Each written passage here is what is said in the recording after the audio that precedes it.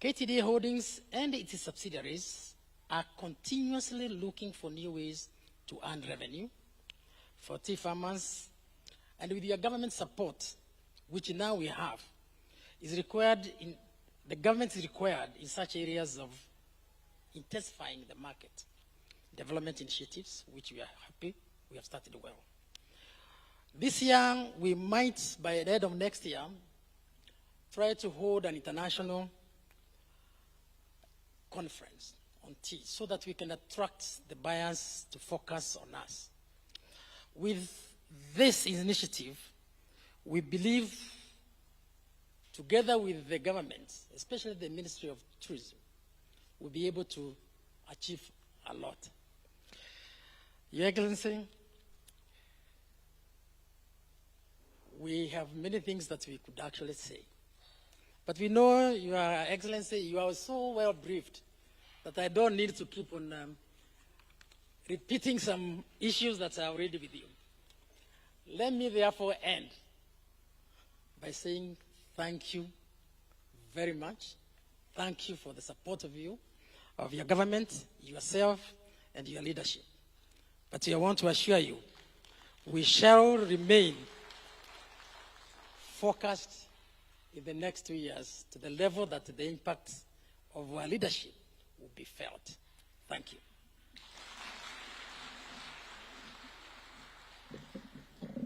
Another round of applause for the Chair, KTDA.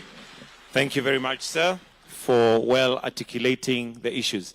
Your Excellency, with your permission, allow me to now invite the KDIC CEO, Ms. Helen Chepkwony, to make some brief remarks. Tumpigie makofi akija tafadhali. Karibu.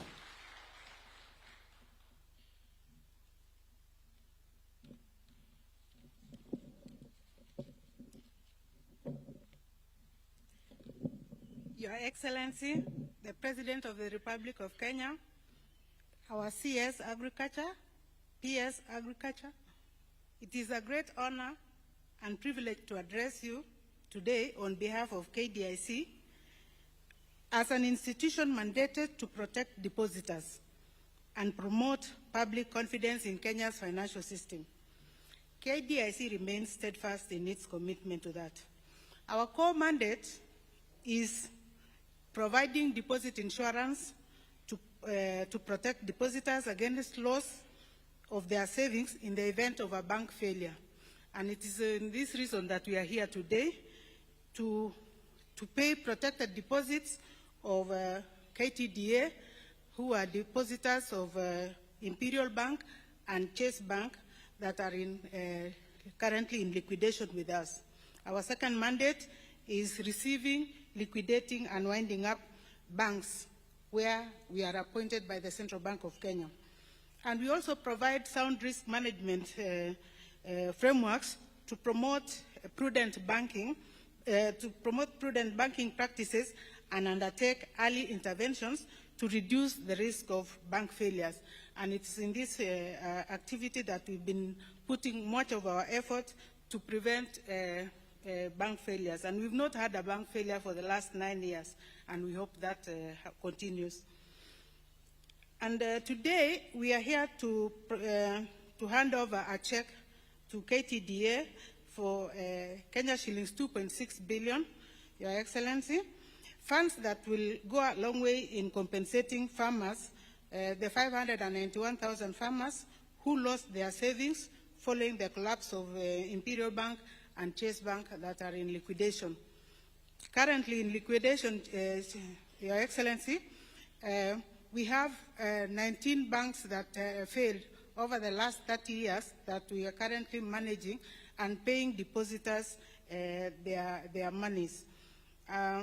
As we are aware, a stable financial system is the backbone of any thriving economy. And KDIC, as part of the financial safety net players, are focused in enhancing this stability. And since its establishment in 1989 as a department of the Central Bank of Kenya, KDIC has handled 28 institutions and successfully wound up 9 of them, and we are currently winding up 3 more. Therefore, we'll be left with about 16 banks in liquidation. Your Excellency, KDIC remains committed to strengthening this financial sector stability and contribute and enhance our risk surveillance frameworks and expand public awareness of deposit insurance in the country. Because when the public is aware that their funds are protected by KDIC, then they are comfortable to put their money in the banking system. We thank you, Your Excellency, for your continued support and leadership. Together, we will build a more inclusive, resilient, and prosperous financial future for all. Thank you very much.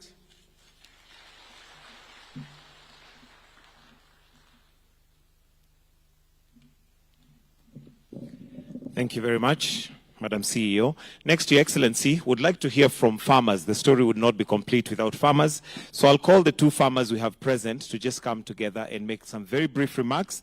And we have Maxwell Magoma and Nancy Ndungu. Tuwakaribishe kwa makofi tafadhali. Karibuni to speak on behalf of the farmers.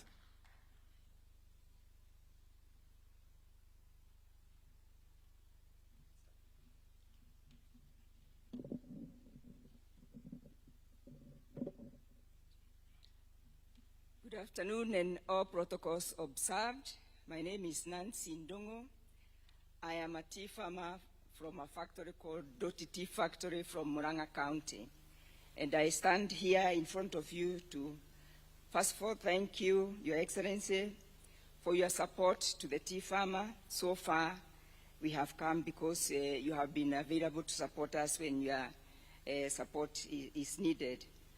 We also want to thank you for facilitating the recovery of farmers' money that was deposited in corrupt banks. We are also very grateful for the fertilizer subsidy that you have continued to give every year. And we are really, really grateful, and on behalf of the farmers, I want to say thank you. Recently, the recent facility to finance factory equipment modernization program, which the factories are now uptaking so that we are able to modernize our factories and to facilitate efficiency. This will go a long way in improving production at the factory level. And also we will become more efficient in how we process our teas, and that will save money for the farmer. I would not have finished if I didn't appeal to you to help us, the farmers, because we are the people who support the local roads. The local roads that we use at the factory level, it is financed by the money coming from the farmer. So if we are supported in that area, then the farmer will benefit in that facility. And therefore, thank you very much for this far you have supported us.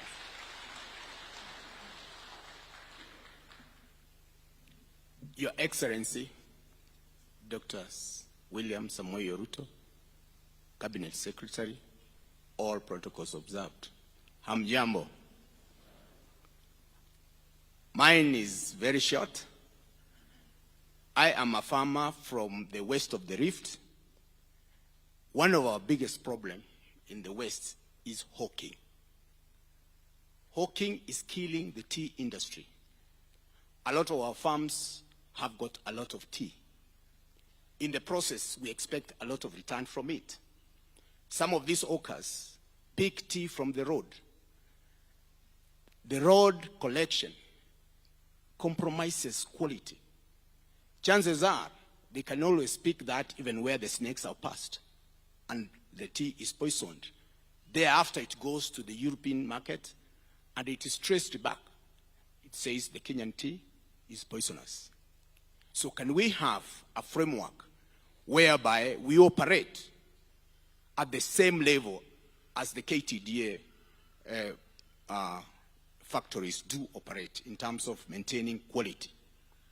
Some of these guys are also lying to farmers by giving them wrong prices, which they don't actually meet. Another problem we have in the west of the Rift is the clones. The type of clones we need now should be able to mitigate against the climate change. The bushes we have are about 60 years old. So if we can be able to be assisted by having new nurseries to have the clones, this can be able to change the farming industry of tea in the west of the Rift. At times, it is important to think about marketing. We have economic attaches in African countries. Some of these countries, when we go there, you find the kind of tea they are taking is being brought from London, and it's said it's manufactured, grown, but whereas it comes from Kericho. So if we can be able to give targets to our attaches in the African countries, they can be able to talk to them, and our teas gets more market.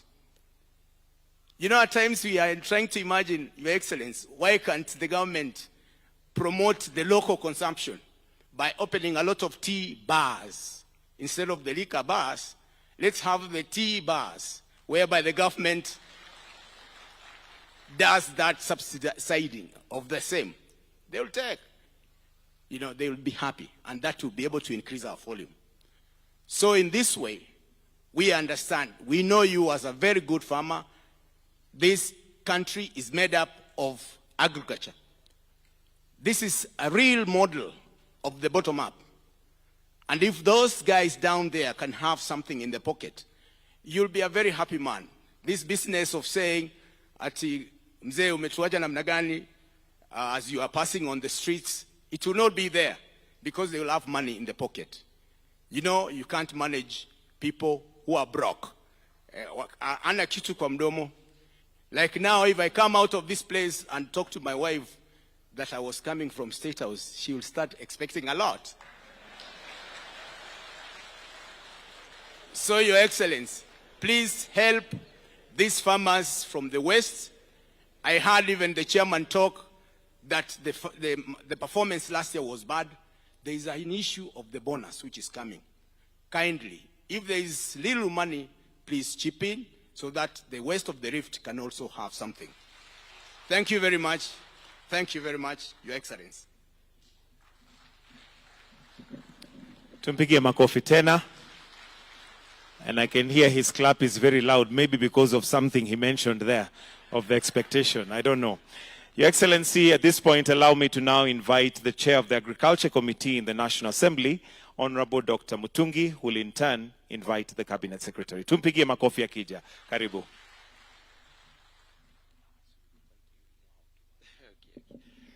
Thank you very much, Your Excellency.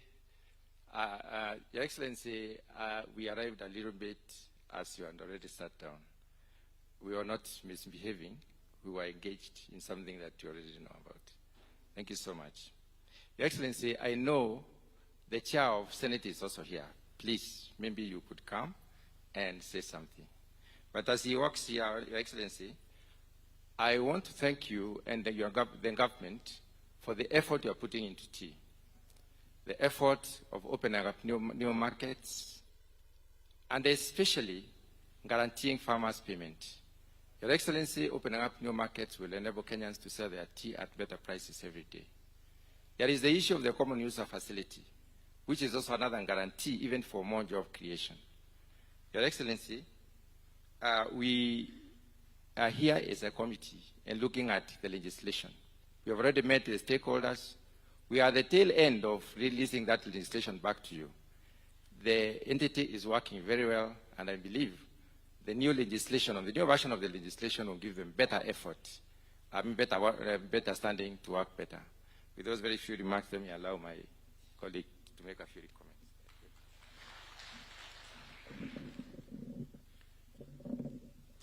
Asante Mheshimiwa Rais, Waziri wa Kilimo, Katibu katika Wizara, viongozi katika halmashauri ya majani chai, na Wakenya wanavyotufuata katika pembe mbalimbali za nchi ya Kenya. Mheshimiwa Rais, kwa heshima, ningependa kukushukuru kwa kutukaribisha hapa katika makazi yako na ofisi yako rasmi, sisi kama viongozi wa Jumba la Kitaifa na Senate, ili tuweze kujihusisha na maendeleo ambayo unawafanyia watu wa nchi ya Kenya. Kwa kifupi, Mheshimiwa Rais, tulipata mwito wako. Waswahili husema haukatai mwito, unakataa uitiwacho. Lakini tumekubali Mheshimiwa Rais, kile ulitotuichia ni jambo la kujenga wananchi wa Kenya. Kamati ya ukulima, uchumi, samawati na mifugo, Mheshimiwa Spika, tulipata arafa jana jioni kwamba wageni wakulima wachapakazi watakuwa na kutembelea leo. Ningependa kwa heshima hiyo, wamesafiri kutoka pembe mbalimbali za nchi ya Kenya. Ningependa kuwatambua tu kwa majina, utakuwa unanyosha mkono. Nchi ya Kenya ijue kwamba jumba la Senate na jumba la kitaifa vile vile sisi ni wakulima, na ni mkulima kwanza, na hatumwachi mkulima yeyote nyuma, tunasonga mbele.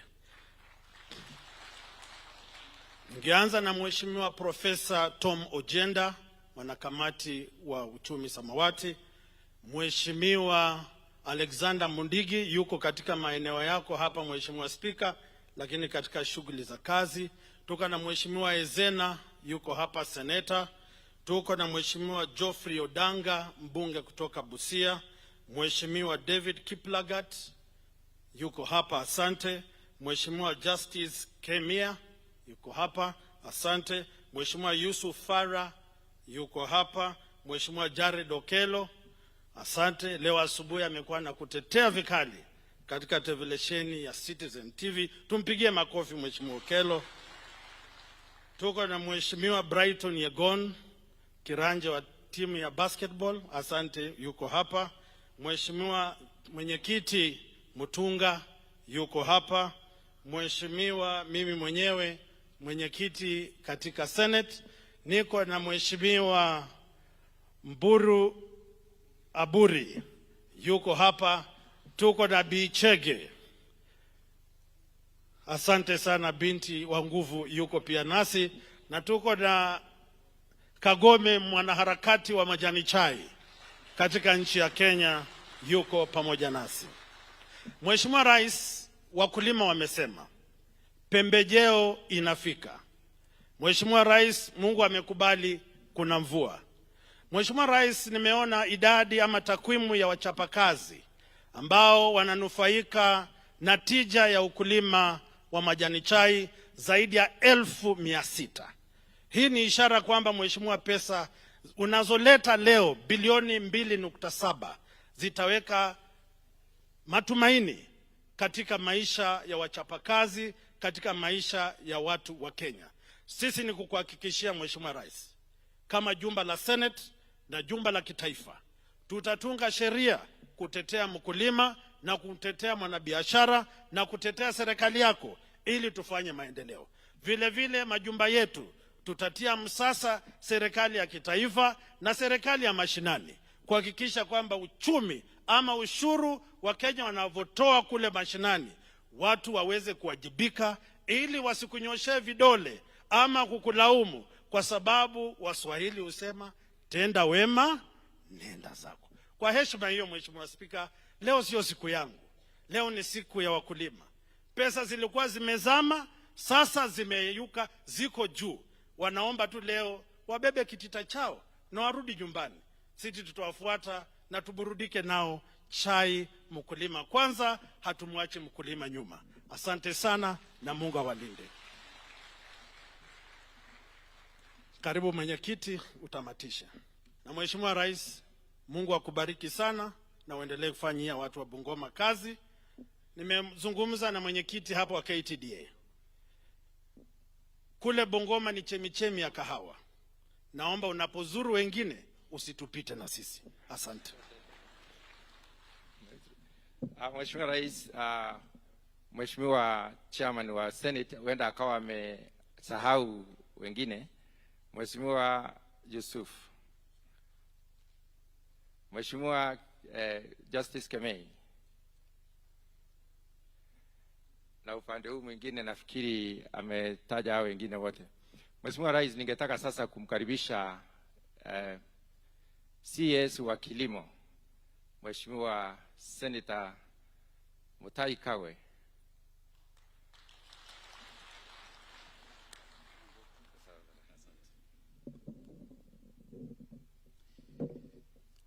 Your Excellency, President William Samoei Ruto, in the interest of time, allow me to ride on established protocols.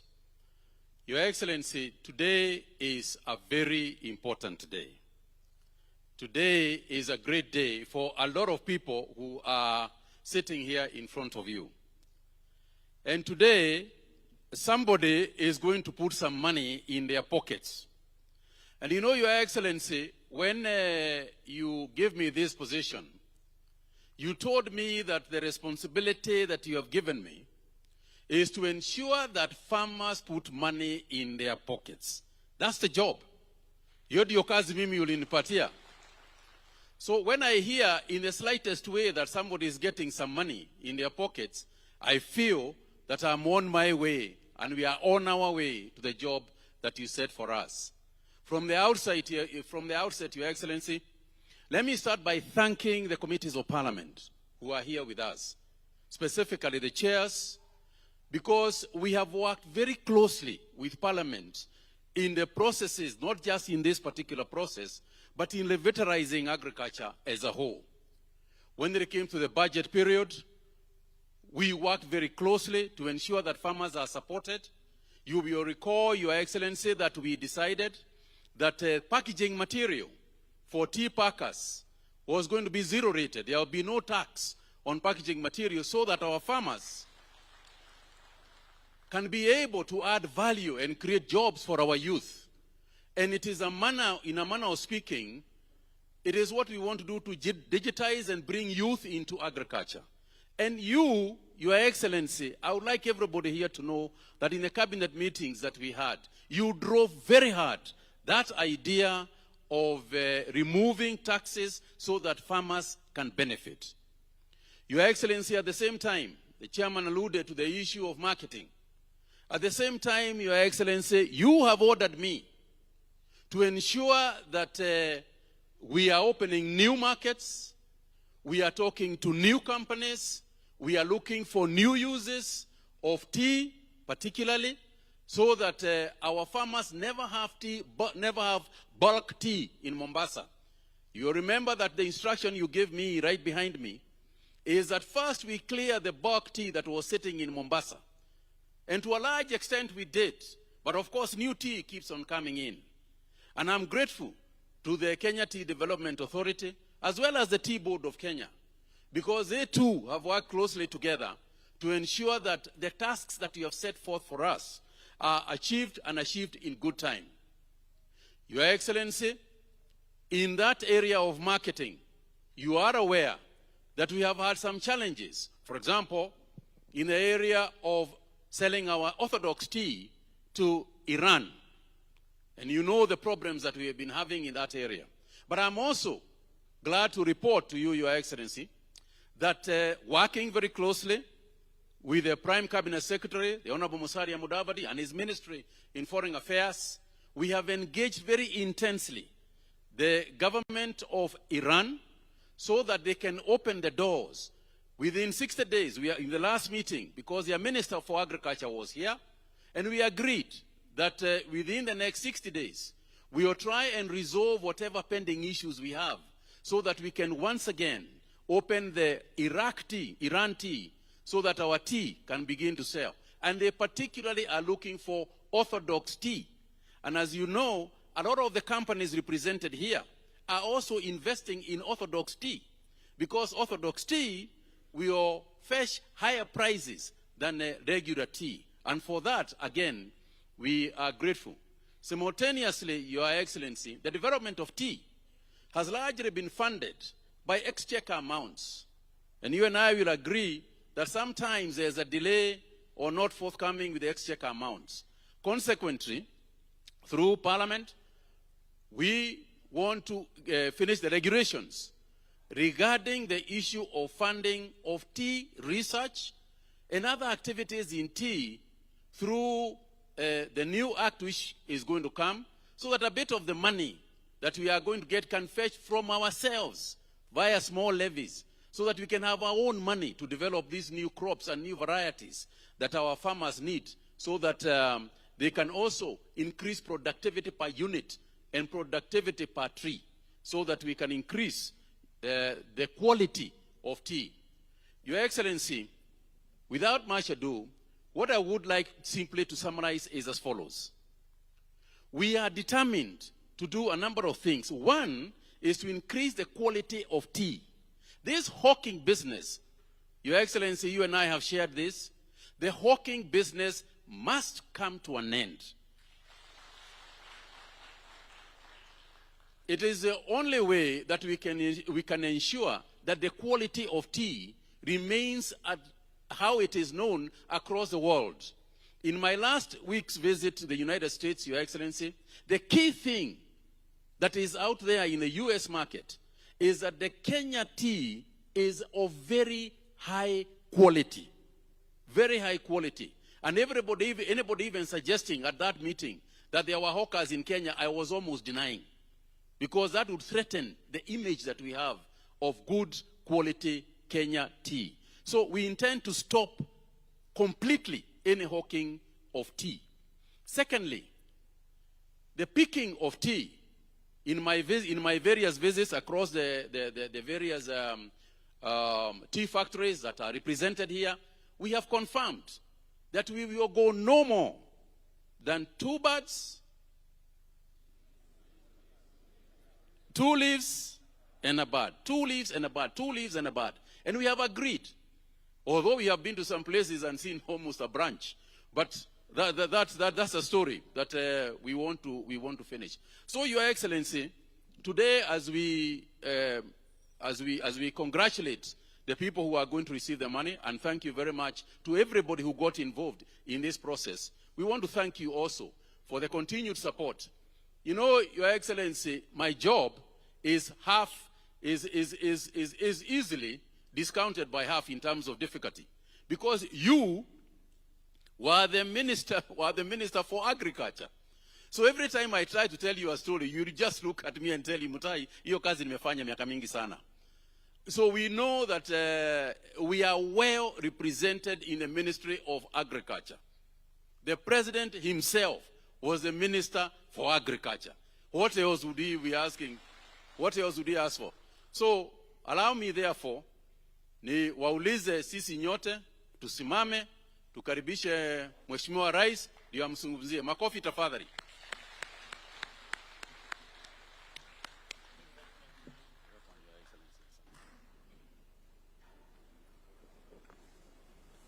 Asanteni sana, tafadhali tuketi. Mheshimiwa Waziri, Bwana PS, wenye viti wa kamati za bunge na wabunge, mwenyekiti wa KTDA na board, pamoja na mwenyekiti pia nimemuona hapa wa T-board, pamoja na board yake. Ndugu wakulima wenzangu, hamjambo. Hamjambo tena. Bas, mimi nataka nichukue nafasi hii kwanza niwakaribishe. Karibuni sana katika mkutano huu. Mkiwa ni viongozi wa kampuni za KTDA kutoka sehemu mbalimbali, na mkiwa pia wakulima. Karibuni sana. Nimepata nafasi mzuri wakati tulipanga na wizara kuhusu mambo yanayohusu mambo yenu ya KTDA, and especially on the subject of what happened to Chase Bank and Imperial Bank. And I'm very happy that today we are having this meeting so that we can share positive outcomes on what we always have wanted to do. Mimi nataka pia nichukue nafasi hii niwapongeze kama wakulima. Sehemu kubwa ya uchumi ya Kenya inachangiwa na kilimo. Pesa nyingi ambazo tunapata kutoka nje ya Kenya, foreign exchange, inatoka kutokana na mazao ya wakulima. Na sehemu kiasi kikubwa inatoka kwa kilimo ya chai. Mimi nasema pongezi na nasema asante sana. Nimewasikiza kwa makini wale wote mliosema kwa niaba ya wakulima. Nimesikia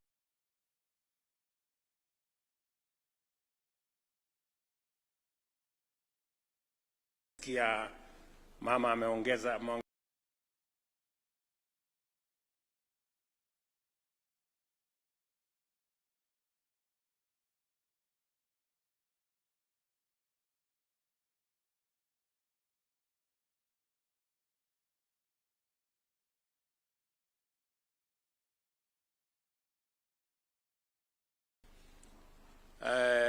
kwa sababu nyinyi pia ni wananchi wa taifa letu la Kenya, na kama wananchi ni vizuri niwaeleze mambo yanayohusikana na nchi yenu ambayo ni nchi yetu, because as Kenyans we all have a contribution to make towards the country we want Kenya to be. And I'm very proud that this afternoon I have leaders from our tea sector to have this conversation with you on matters to do with tea, but also matters to do with our nation. Nawashukuru sana kwa kunipa nafasi ya kuwa kiongozi wa taifa letu la Kenya. It is not something I take for granted. Na katika nafasi hiyo tulikubaliana na nyinyi ya kwamba taifa letu la Kenya litaendeshwa sio kwa misingi ya kabila ama dini, litaendeshwa kwa misingi ya sera. Yale mambo tulikubaliana, how we want to take the country forward. And I need to tell you, as citizens of our country, as Kenyans, not just as farmers,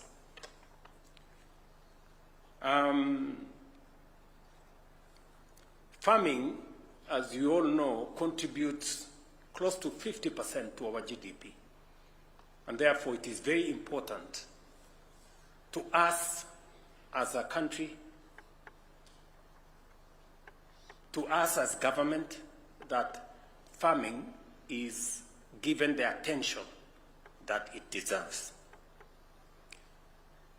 When we went into the last election, we had come from a difficult moment of COVID and difficult situation, geopolitics, Ukraine and all the other things that were happening. And we all know that we were in a very difficult place. Especially, our economy was in a very difficult place. In fact, it was expected that there will be 6 countries in Africa that will default in their foreign financial obligations. And one of them was Kenya. And therefore, when I got the opportunity to be a leader in this country, there was no way I was going to agree that our country would default. And it was so serious that hawa wabunge wenzangu hawa walikuwa na mkutano mahali hapo Masai Lodge, na rafiki yangu mmoja akawaeleza, ngojeni tu miezi 3 hivi 4 huyu mjamaa atatoroka, kwa sababu kitaumana, kwa sababu uchumi itasambaratika. But by God's grace, we made decisions that were necessary for us as a country. We reduced our budget. My first engagement with Parliament was to reduce our budget by 300 billion. We stopped the subsidies on unga. We stopped the subsidies on fuel. We cut down on our expenditure, because otherwise Kenya was going to default. In fact, we had the biggest ticket of $2 billion debt. And therefore, we had to take command and stabilize the economy of our country.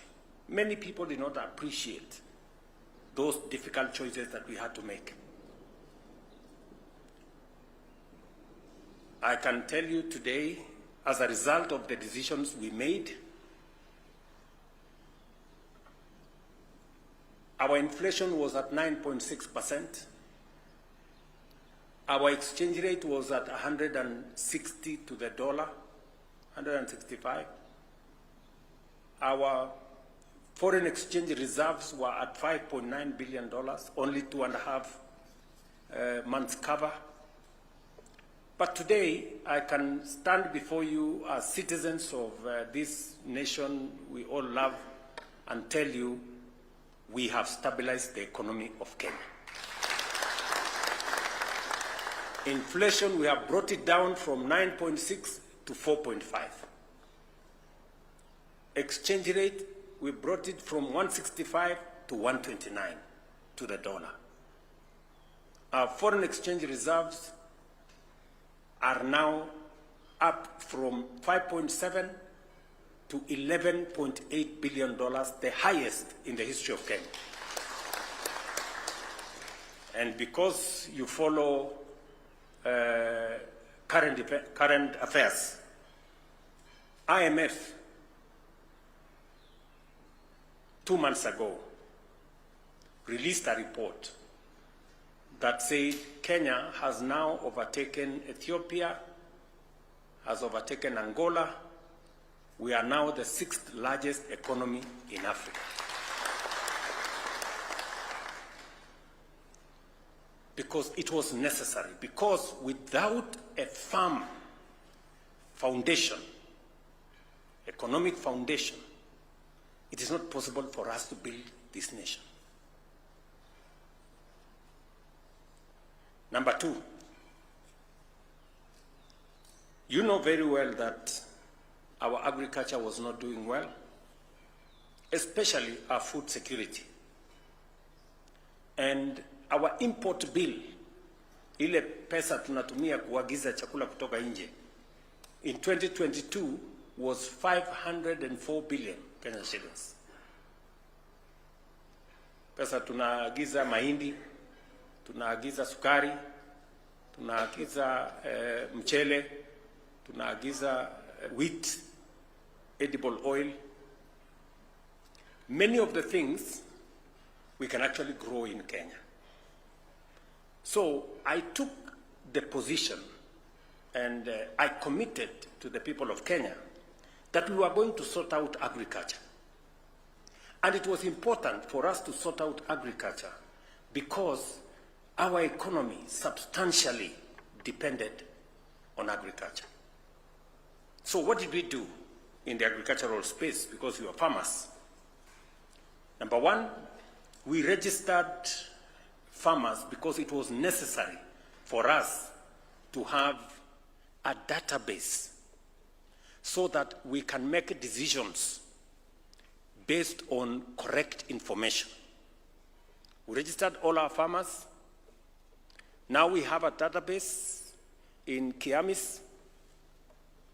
We know how many tea farmers are there.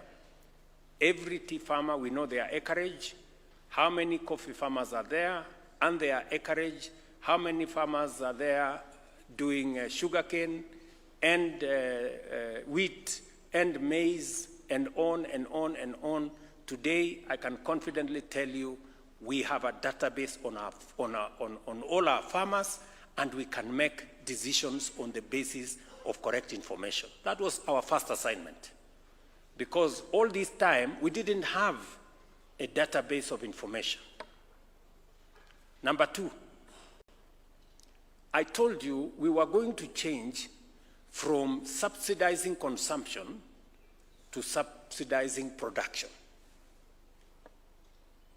When I came into office, we had a bill of 8 billion shillings ya kusubsidize unga. We were paying 14 billion shillings every month to subsidize fuel. And it was not sustainable. And we were going to go into a ditch. Instead of subsidizing unga, mnakumbuka, si nyinyi ni wa Kenya? So mnakumbuka kulikuwa na watu wamevaa sufuria hapa kwa street. Wameweka sufuria kwa kichwa, wanasema mambo ya unga. Unga ilikuwa 240 per 2 kilogram bag. Na ilikuwa before I was elected. Sasa nilikuwa nashangaa, sasa nyinyi mnanifanyia maandamano na unga nilikuta tayari iko 240. But we had to do something. You remember, my first statement, pale Kasarani, on my inauguration, I said we are going to start bringing down the cost of fertilizer. And I remember clearly saying we are going to start with KTDA. Mnanielewa? Because the reasoning is, if you want to promote production, if you want to deal with the cost of basic food items including unga, you don't go and subsidize the shop or the merchant. You go look for the farmer. Kwa sababu unga haitoki kwa duka. Unga inatoka kwa mahindi, mahindi inatoka kwa mkulima. So ukitaka kusuluhisha shida ya njaa, tafuta mkulima. Mnanielewa? So that is the direction we went. We subsidized seeds. I was having a conversation with my waziri here. We still owe money to Kenya Seed because they are subsidizing our production of seeds. We have subsidized fertilizer. You all know as farmers, fertilizer was being sold for anywhere between 5,000 to 7,000. We have now stabilized that price. We brought it down to 3,500. We have now brought it down to 2,500. I must commend KTDA because they have been faithful. You know I owe them some money, but I'm going to sort it out. Chairman hapo Kirundi amesema kuna pesa kidogo kidogo. Tutafanya mahesabu. Bora tumesauta out wakulima kwanza waendelee na kilimo, mimi na nyinyi tutafanya hesabu. So number 3, the third thing we had to do kwa hii sekta ya kilimo ni kufukuza wakora. Cartel, brokers, walikuwa wamejazana everywhere. Kwa kahawa, tulikuwa na cartel ajabu. Mtu mmoja ako na leseni, yeye ni farmer, ako na leseni ya brokerage, ako na leseni ya mila, na yeye ndiye ananunua kahawa hapa Nairobi Coffee Exchange. Mtu mmoja. So anahangaisha wale watu wengine hapa katikati. When it is convenient, he is a farmer. When it is convenient, he is a broker. We have changed the licensing regime. Now you can only have one license, so that we streamline that space. Pale kwa sukari, mnajua what was happening in the sugar. Kulikuwa na wajeuri huko wamejazana. Wao ndio wana decide tujui nani atafanya nini, nani atafanya nini. Watu wa kiburi mingi. Mpaka nikafika Kakamega nikawaangalia, nikawaambia mambo ni matatu, muamue. Ama hamkusikia niliwaambia mambo ni matatu. Mjue vile mtafanya. So we have gotten rid of cartels, brokers, and people who undermine the sweat of farmers. And number 4, we are now beginning to explore new markets. That's the commitment I made. I told you we were going to drive the agricultural sector because I have been minister using correct information. We're going to subsidize inputs. We're going to make sure that we get rid of brokers and all the other characters in between. and we are going to look for markets for our produce. Today, I can confidently tell you that we have registered 6.5 million farmers in our database. We have distributed 21 million bags of 50 kilogram of fertilizer, and we know how many to which farmer. Our productivity, sugarcane, in 2022, we produced 495,000 metric tons. In last year, that has gone up to 815 tons of sugar. Coffee was selling at 60 shillings. I know some of you may be coffee farmers as well. Today, coffee in Kenya is selling between 100 shillings and 140.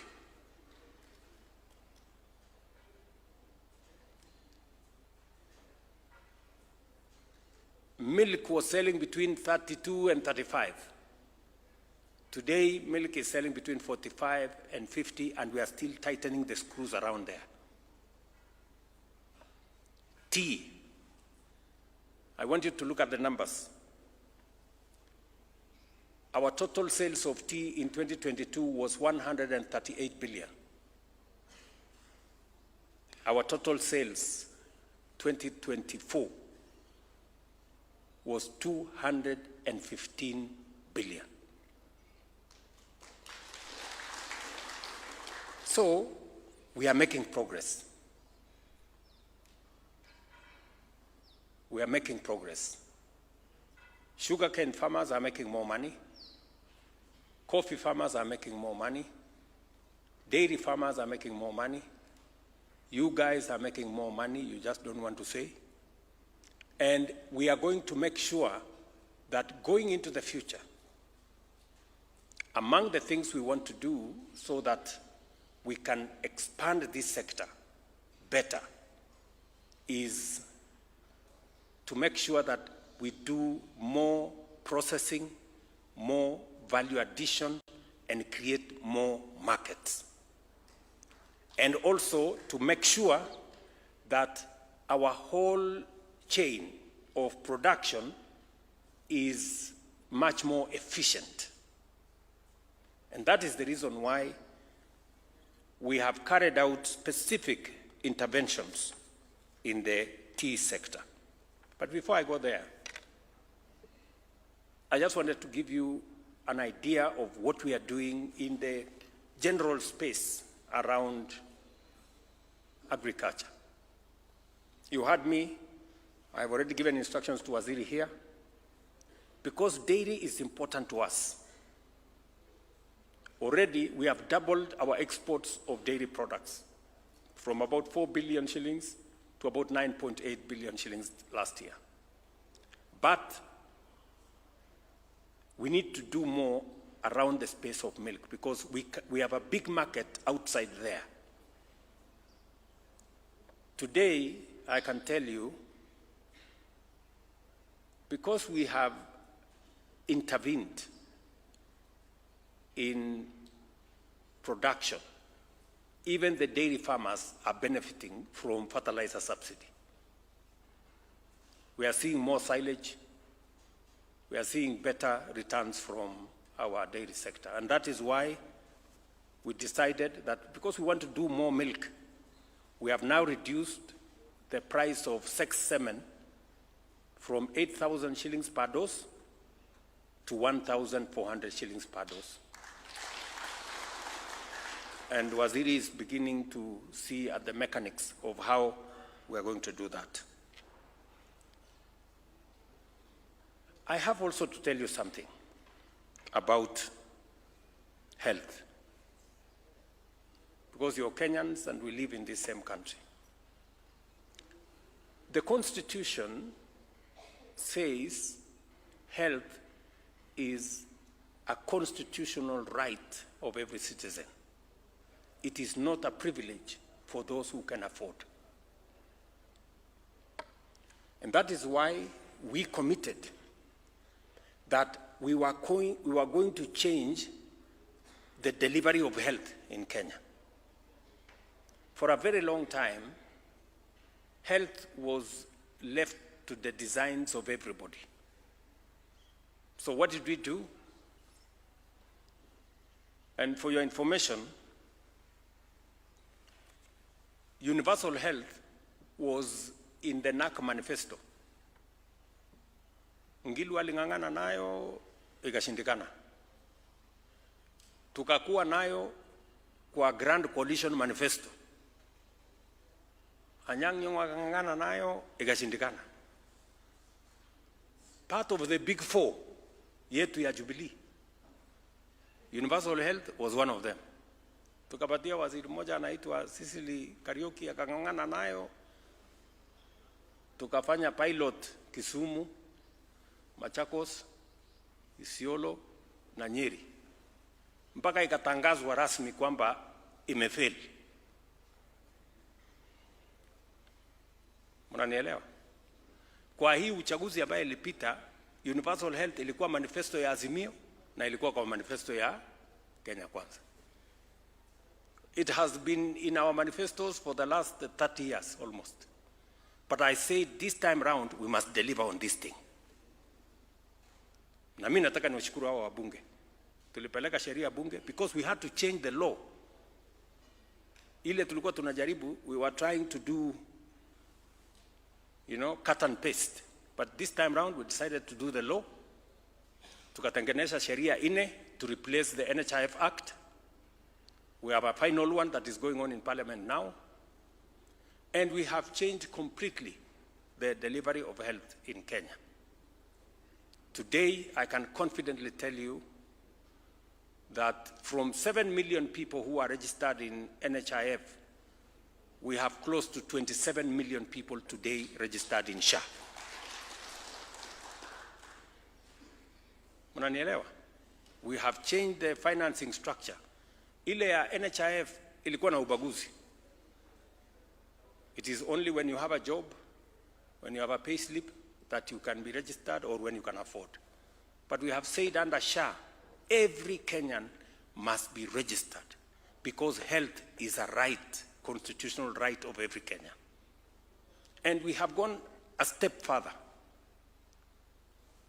We have appropriated 21 billion shillings to make sure that every citizen who goes to hospital, kwa health center, kwa dispensary, kwa level 4, pale kwa sub-county,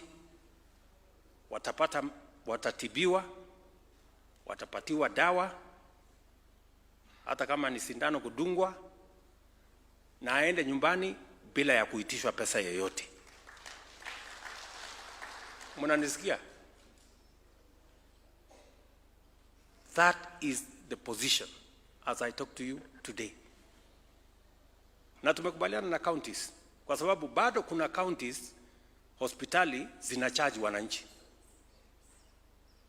It is criminal for anybody to charge citizens for a service already paid for by the government of Kenya. So, and I want KTDA, because you have members who are farmers. We need you to work with us so that we can help you support your farmers. Tumeelewana? Ile contribution structure ya zamani ya NHIF ilikuwa mama mboga na wale watu wa chini huko shilingi 500. Mimi na hawa wabunge 1,700. Sasa wewe hata kama hesabu ni ngumu, ule mtu mama mboga mapato yake ya mwezi ni shilingi 5,000. Analipa 500. Kwa hesabu bwana chairman, what percentage is that? 500 kwa 5,000? 10%. Si ndio? Mimi na hawa wadosi hawa tunalipa 1,700. Mimi napata mshahara 1,000,000 au anapata 800 hapo. Percentage yetu ni 0.01%. Iko fairness hapo, iko fairness hapo. Ati mtu wa chini analipa 10%. Sisi wadosi tunalipa 0.0%.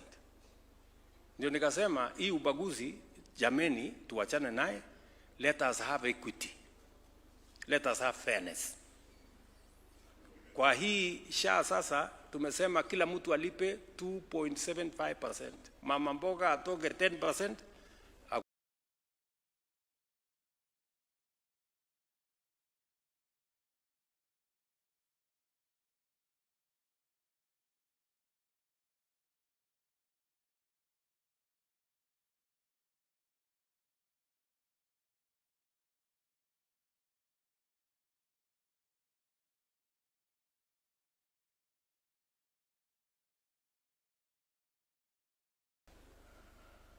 Mnanielewa?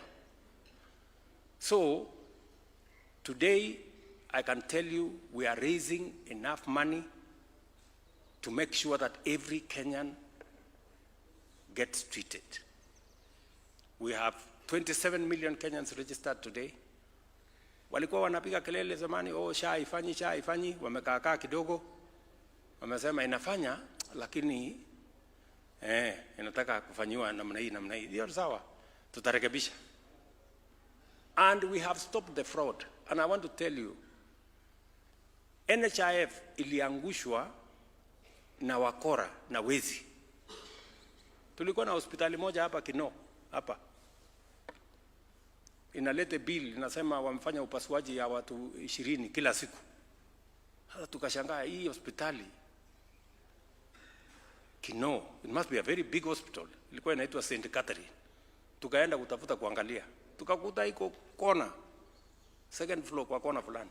Hakuna hospitali, ni watu tu wanahangaika wameweka kibao.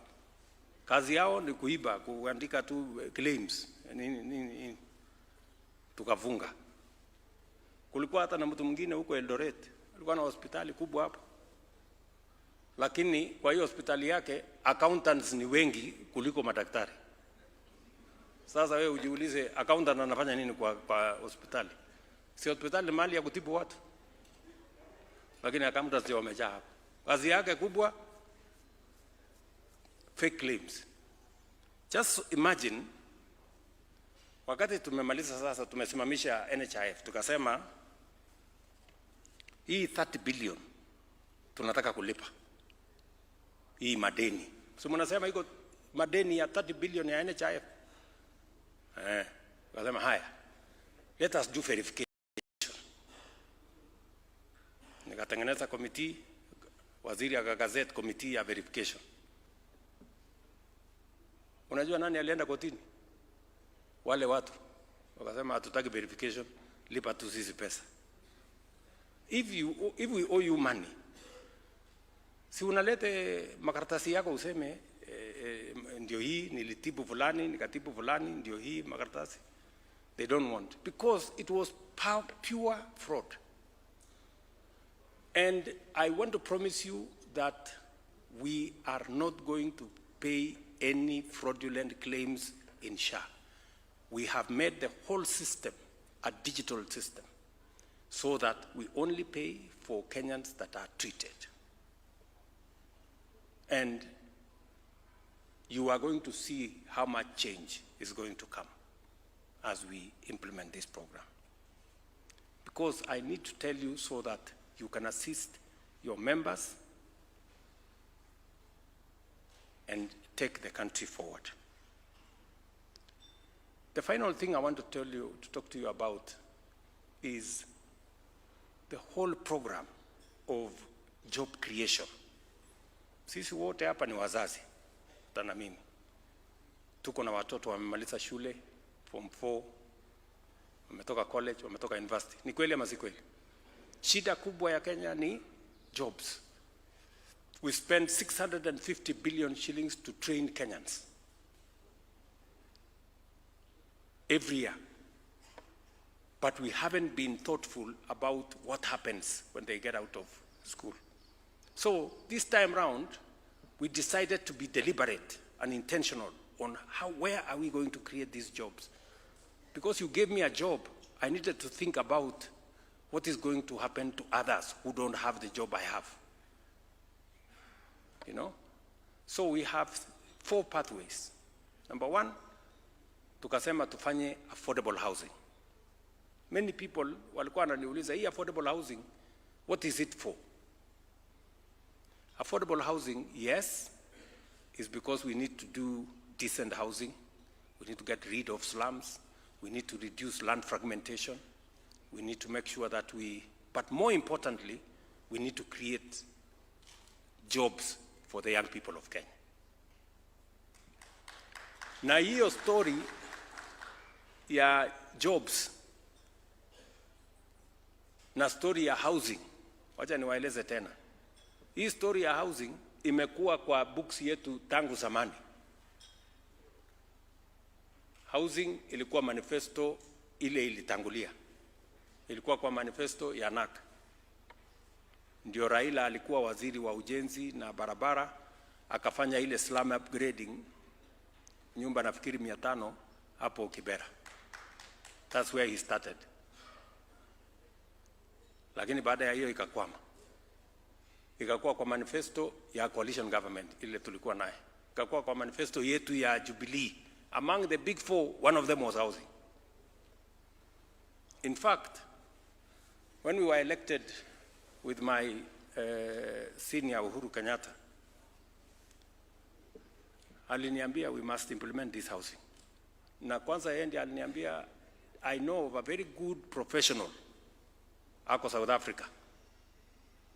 Tukaenda tukamtafuta huyo professional, anaitwa Hinga, tukamlete. 2018 akakuja hapa. Tukatengeneza sheria affordable housing.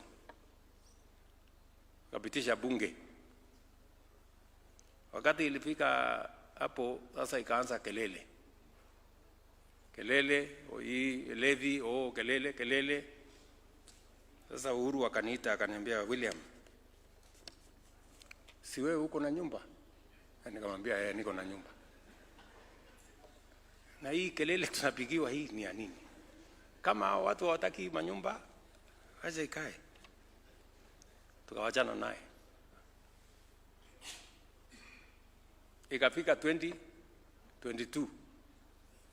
Manifesto ya Azimio iko housing. Manifesto ya Kenya Kwanza iko housing. Kwanza hii 1.5 hii mumeniita naye Zakayo ilikuwa kwa manifesto ya Azimio. Hii 1.5 hii.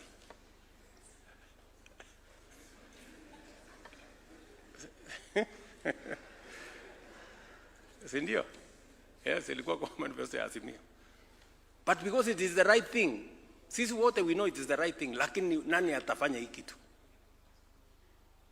You know? So ndio huyo mimi nimefika hapa, nimesukuma, nimepita bunge, kelele imeanza. Zakayo, sijui nani, sijui nini. Mimi this time nikasema nitakaa ngumu. Wacha nikuwe Zakayo if it must. But we must implement this thing. Why? Because, my friends, wacha tuambiane ukweli. And I need to tell you this because I am the leader of this country now. This is what other countries have done. This is how Korea was developed. This is how Singapore was developed. This is how Malaysia was developed. Munanielewa? The president of Singapore came and saw me here in 2023.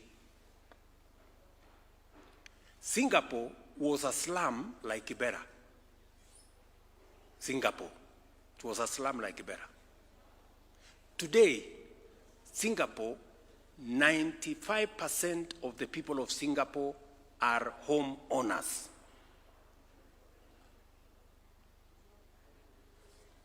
They are in the first world. Today, Singapore is in the first world. 95% of their people are home owners. In Kenya, 7 million people are living in slums. We are in the third world. Mnaona ile saa zingine hasara tunapojiweka sisi wenyewe. Listen. Go and check the facts. In 1963, South Korea had exactly the same GDP as Kenya. South Korea was a congested place like Vihiga or Kisii. Today, South Korea is in the first world. Their GDP is 40 times the GDP of Kenya. Sisi tumekwama hapa kwa sababu sisi kama viongozi tunangojea tu kupigiwa makofi all the time. Mimi nikasema acha makofi ngoje, let us implement this thing. Mnanielewa ndugu zangu wa Kenya? I must tell you this because you are the citizens of this nation and you have a stake in this nation.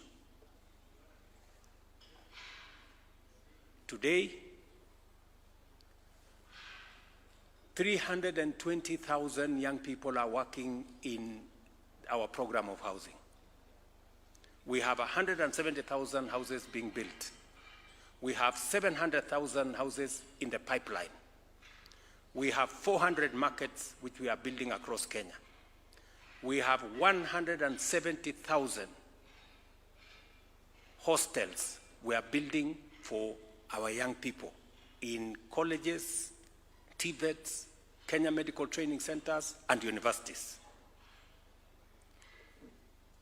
I saw some people arguing on what I said in Ethiopia. The contracts we have signed under the affordable housing program of markets, of hostels, and of affordable housing is 600 billion Kenya shillings. Those are the contracts we have signed, and they are under construction.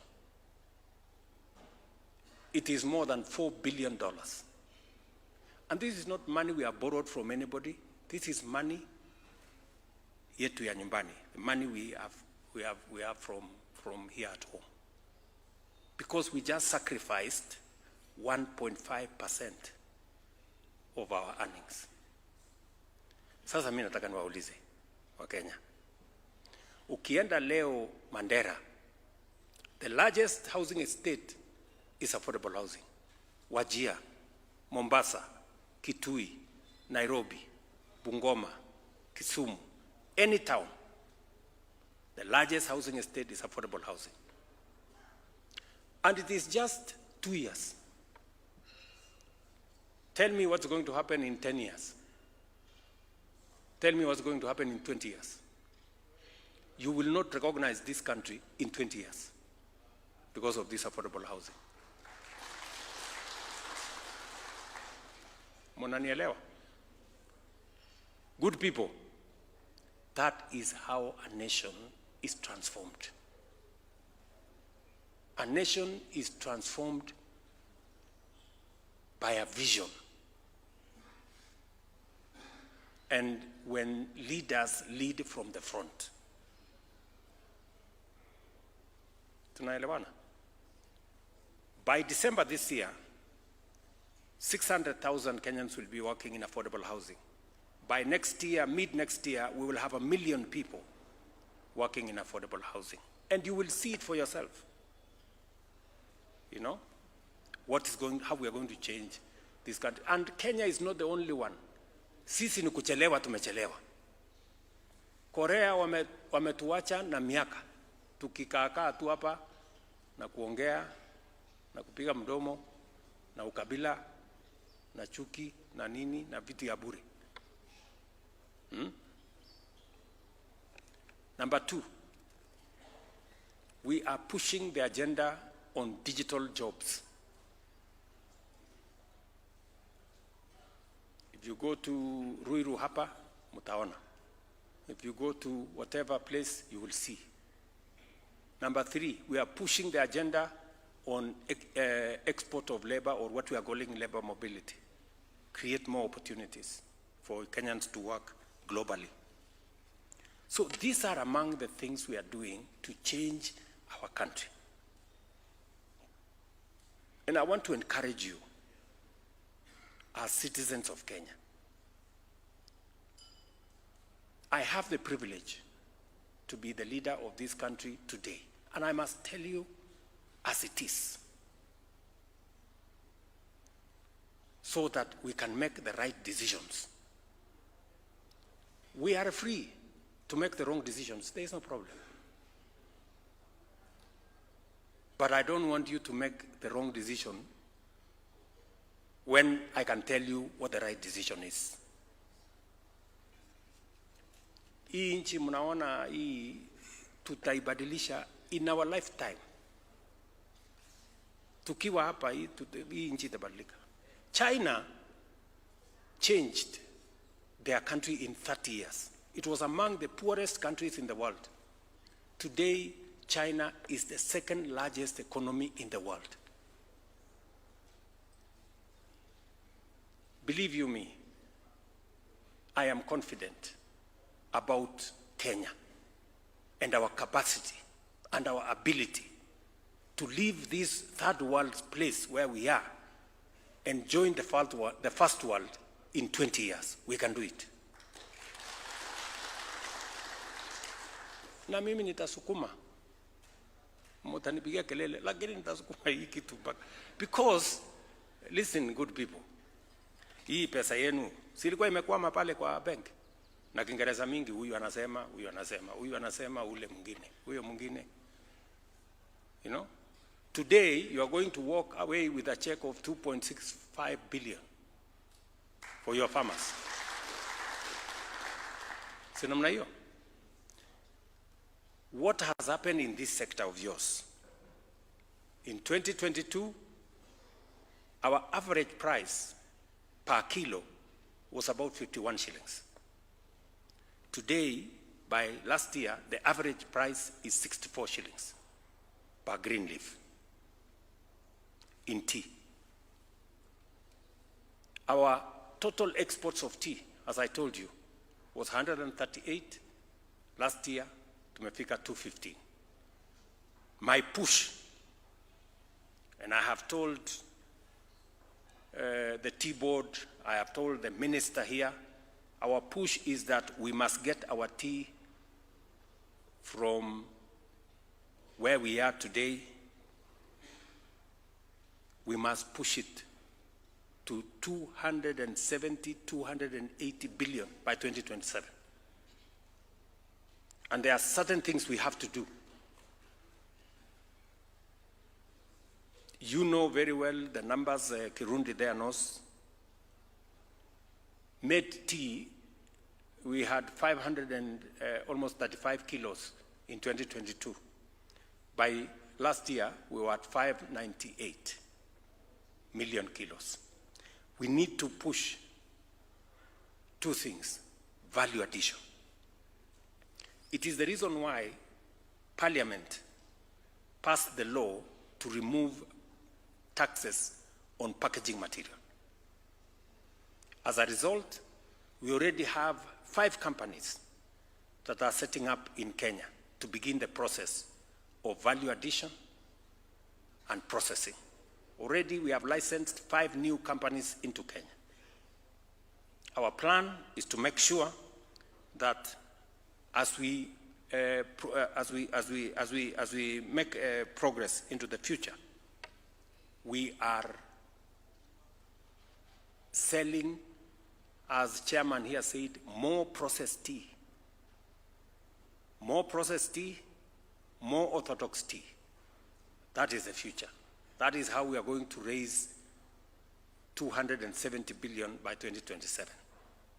We have a plan. The minister here is very well briefed on what he needs to do. We are opening up new markets. China has just lifted all tariffs that were on Kenyan tea, coffee, and agricultural products. we had a big delegation from China here. I called the people from KTDA and all the other people so that we agree how are we going to approach the Chinese market. How are we going to bring more people from China to come and work with us to process our tea so that we keep the jobs here, we keep value here, and export our tea to China. China is a market of 1 billion people, 1.4. So we can create a big market out of it. The minister knows what to do. I have done my bit. I have opened the market. I'm willing to do more. We signed in Japan the same thing. I know that we all know that there is more value going forward in orthodox tea. And I'm very happy that the kilos of orthodox tea out of Kenya has increased from about 1.2 million kilos. I got the statistics. Now we are at 13 million kilos. We should accelerate. You as managers of tea in different factories, let us now begin to focus more on orthodox tea. When I had a meeting with the KTDA and the tea board, they also brought it to me, especially tea board, that some of the equipment that are being used by our factories are old and you need to modernize. And because we couldn't give you direct money from government because there is a lot of private sector engagement, so we decided that we are going to provide a facility. We have now concluded you have a facility of 3.7 billion to use that money to modernize your factories. Mutapangana na waziri hapa na timu yake how you are going to assess that money. What that money is we have reduced, tumesema KTC wapatie hiyo pesa at 5% interest. Ile mlikuwa mnakopa kwa bank, mlikuwa mnalipa 18%. Sasa hii mtapata na 5%. Najua nyinyi mngetaka free money, lakini free money sasa hakuna free money siku hizi. Si ndio? So tukae hapo. Let me conclude by saying nimefurahi sana kukutana na nyinyi because you are leaders. Nyinyi ni viongozi. Na viongozi sio viongozi peke yake wa chai. There is a reason why you are seated here and not all the 600,000 farmers are sitting here. You are sitting here on behalf of them. And it's because you are leaders. And whenever I find leaders, I want to share the vision for Kenya. Where are we going? What should we be doing? Why are we talking about the success of others? Why are we not succeeding as a country? We need to deal with it. We must also spend our money properly. I engaged the government of Indonesia.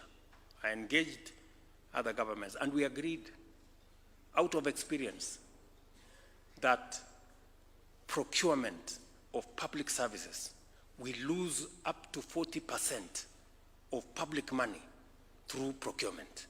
And that is the reason why we have said we are going to go e-procurement so that everybody inajulikana. Hakuna haja ya giza. Kama wewe unatuuzia mali kama serikali, shida iko wapi kama wananchi wamejua umetuuzia kwa shilingi ngapi? Why does it have to be in the dark? All we are saying is if you sell something to government, let it be made public. Fulani alituuzia kitu fulani kwa shilingi fulani. Kwa sababu kitu ya shilingi 10 serikali inanunua na shilingi 15 ama shilingi 20. Why? Sijui kama tunaelewana. So we have said tuweke kila kitu kwa mtandao hapo. Wewe fulani wa fulani ulituuzia simiti gunia moja shilingi 2,000. Simiti kawaida kwa duka ni shilingi 700. Haya. Maswali sasa tuanze kuulizana kutoka hapo.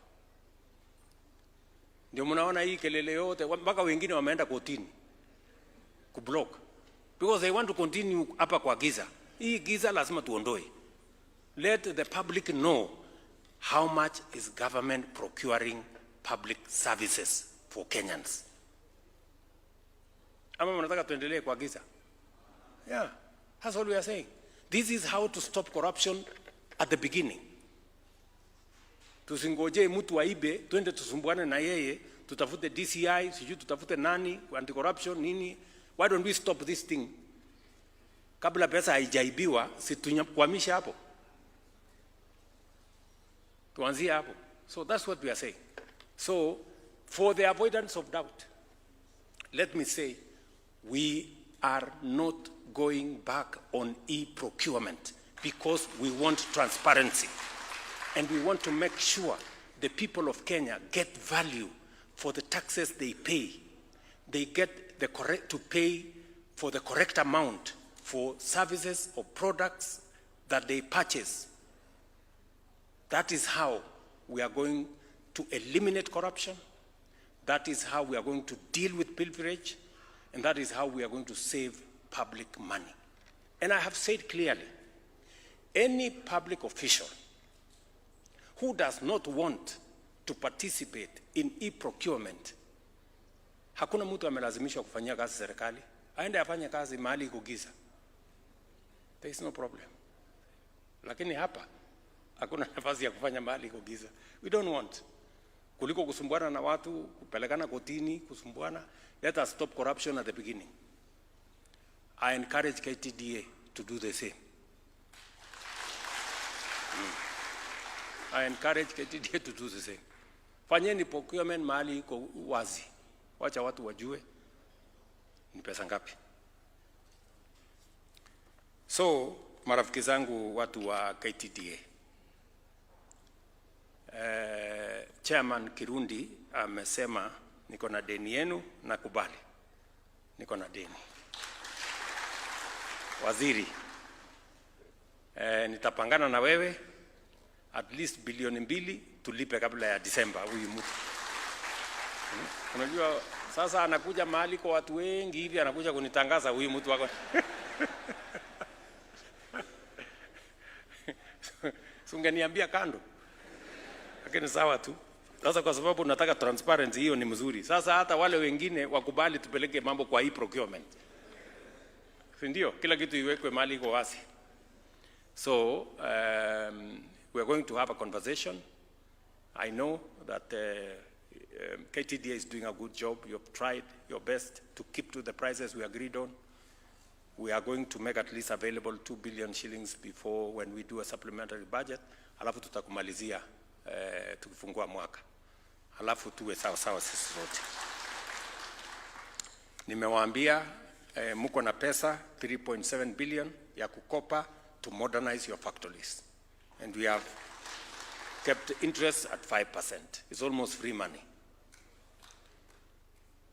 Na mkimaliza hiyo 3.7 tutawaongezea pesa ingine until we modernize all the other factories so that we can use this sector to grow our exports.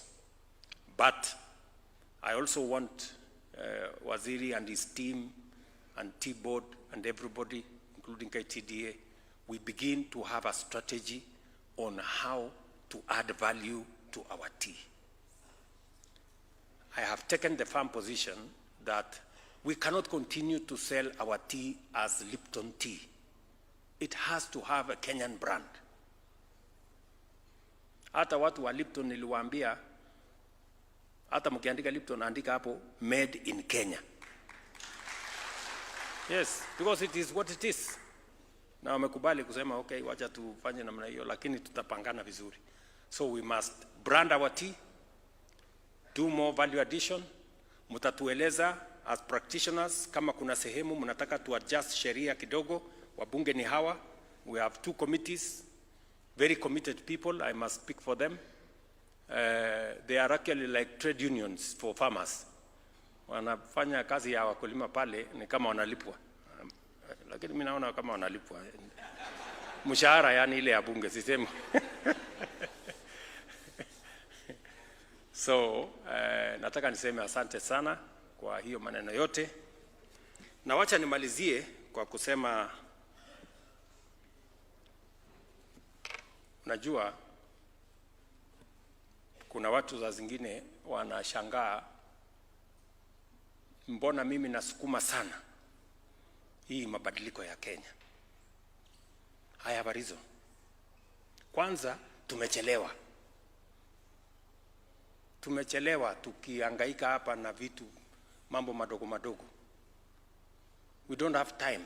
Unajua kuna watu wengine wananiambia hii umefanya ya elimu ni ngumu, sijui hiyo ingine ya affordable housing ni ngumu, sijui nini ile ni ngumu, ya SHA ni ngumu. Ungengojea ingine ufanye huko second term, sijui nini. Iko time ya kungojea. We are already, Korea ilituacha zamani. Singapore left us a long time ago. They have an economy, took the time ya kungojea the next year. We don't have time. Let us do what we can do now. Kama itabaki ingine itafanywa kesho. Number 2, unajua mimi nimepata nafasi, and a very unique one.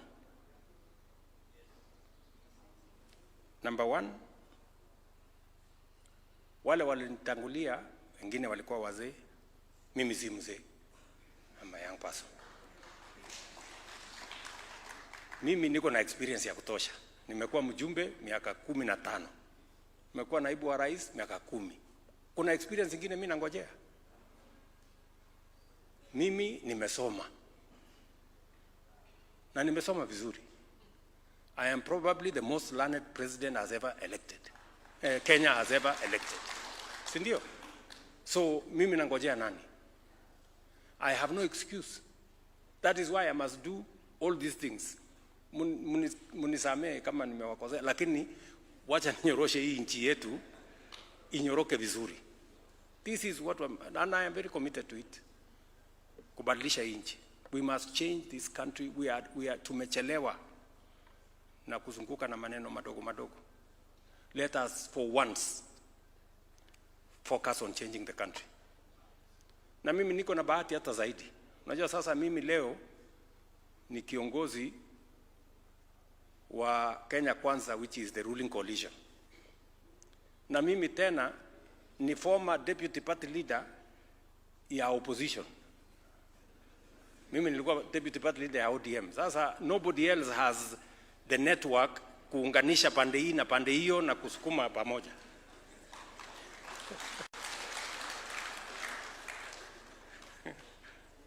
So I have a unique position. That's why naunganisha watu wote sasa tusukume. Kwa sababu hii Kenya isonge inahitaji wengi wetu tufanye hii kazi pamoja. So nawaomba tafadhali tufanye hii kazi pamoja. Watu wa KTDA mnasemaje? Si tufanye hii kazi. Si tubadilishe hii nchi jameni. Yes. Ndio mnaona nimetafuta mzee Tinga. Nimetafuta former president, nimewambia tuketi chini pamoja. Tupange hii nchi isonge. So that we have a country we are proud of, tuweze kusukuma iende mbele. Siasa itakuja baadaye, tutaongea mambo ya siasa. Siasa iko 2027. Kila mtu atakuja kiwanja. There is no problem. Ama namna gani? Yes, kila mtu akuja na story yake hapo. Na hata wale wa upinzani nilimewaambia tafadhali jipangeni.